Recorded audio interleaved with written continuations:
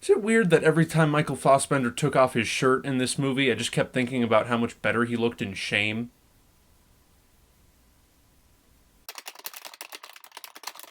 So, Assassin's Creed. Wow.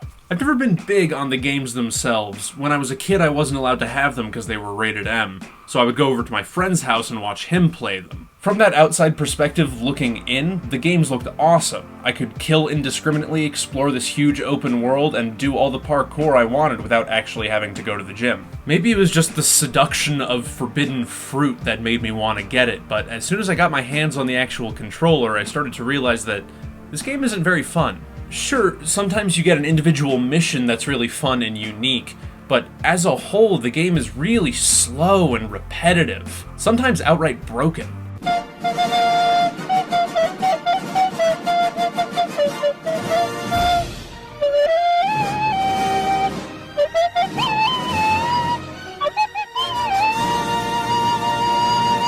And I'm not even getting into the story of the games, which even when I was 14 years old, I realized didn't make any sense. The last one I played was number 4, and that was fun mostly because it was a pirate game rather than an assassin game.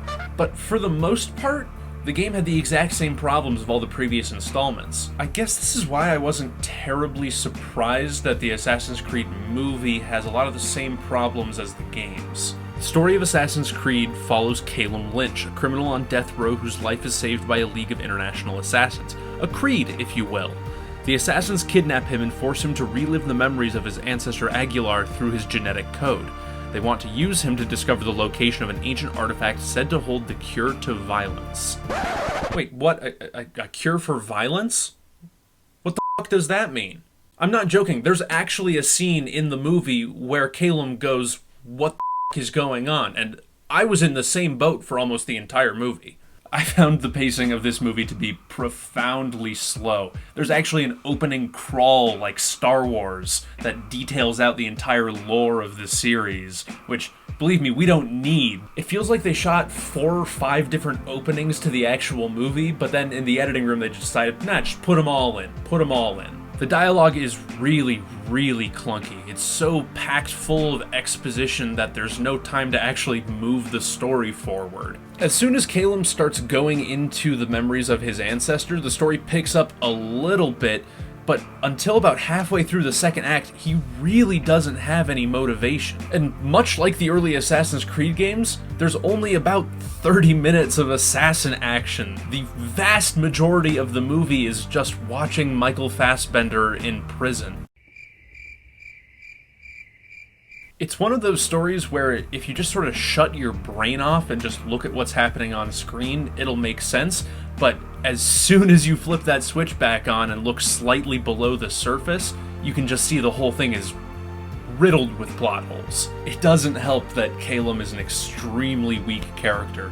We watch him go from a kid performing parkour tricks on a mini bike for some reason into an international assassin, but rarely do Calum's decisions ever feel motivated by anything we saw on screen. The movie has to give something more with Calum's character than, "Why are you teaching me to be an assassin? Now I am an assassin." Working for the company that trains Calum to be an assassin is Sophia, played by Marion Cresson. But again, all of her dialogue is just retreaded exposition. I felt like she was the same person at the beginning of the movie that she was at the end of the movie. I don't know if the villain was supposed to be like a reveal or not, but it doesn't really matter since the flaws in everyone's motivations can be spotted from space. In terms of presentation, some of the scenes are pretty cool. There's very good choreography in all the assassin scenes, and I guess they actually did a real 125-foot jump for the leap of faith sequence. I did enjoy how in all the scenes that take place in 10th century Spain, all the characters actually speak Spanish. That's not something you see terribly often in big-budget Hollywood films. This movie is like a D+ in my book. The story isn't completely nonsensical like a lot of action movies I saw this summer. You can still shut your brain off and have a perfectly mediocre action movie. But barely entertaining is not the standard we should be setting for action movies. We deserve interesting, relatable characters with actual motivation, and dialogue that doesn't sound like it's pulled straight from the game guide.